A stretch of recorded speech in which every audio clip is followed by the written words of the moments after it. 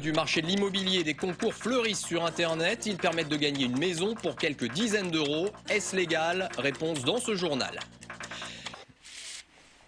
On le sait, avec la crise, le marché immobilier est grippé et on ne compte plus les propriétaires coincés avec un bien qu'ils n'arrivent pas à vendre.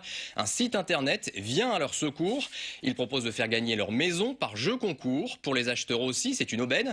Ils peuvent se payer une maison pour moins de 100 euros. Explication Jean-Claude Frédier, Nicolas Albrand et Irène Candel. Vent superbe villa 19e dans le Tarn-et-Garonne. 300 mètres carrés habitables, 6 grandes chambres, terrasse couverte, près de 1000 mètres carrés de hangar et même toute une enfilade de cerisiers. Là. Ce petit bijou d'une valeur estimée à 500 000 euros, vous pouvez vous l'offrir pour 88 euros et 4 centimes.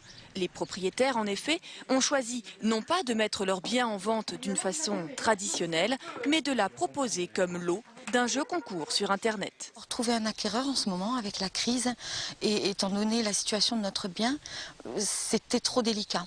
Le principe est simple. Suivant la valeur du bien, un nombre exact de participants est fixé. Chacun s'acquitte d'une somme, variable selon les lots, ici donc les 88 euros. Ensuite, il suffit de rédiger une lettre de motivation et un jury composé de professeurs désigne le meilleur texte selon des critères d'humour et d'originalité.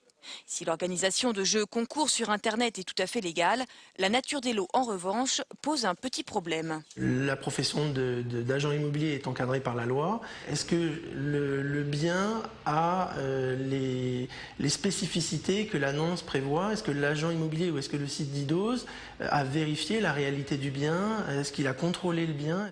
En fait, le site se défend d'exercer la profession d'agent immobilier. Nous offrons que la plateforme organisationnelle du concours. Nous ne sommes pas responsables des biens. C'est bien stipulé dans le règlement. C'est le vendeur, qui peut être un professionnel, un particulier, n'importe qui est responsable du bien. Ce n'est pas nous. Plusieurs propriétaires ont été tentés par la formule. Reste à savoir si les prétendants se laisseront séduire. Pour l'instant, aucune vente n'a encore abouti.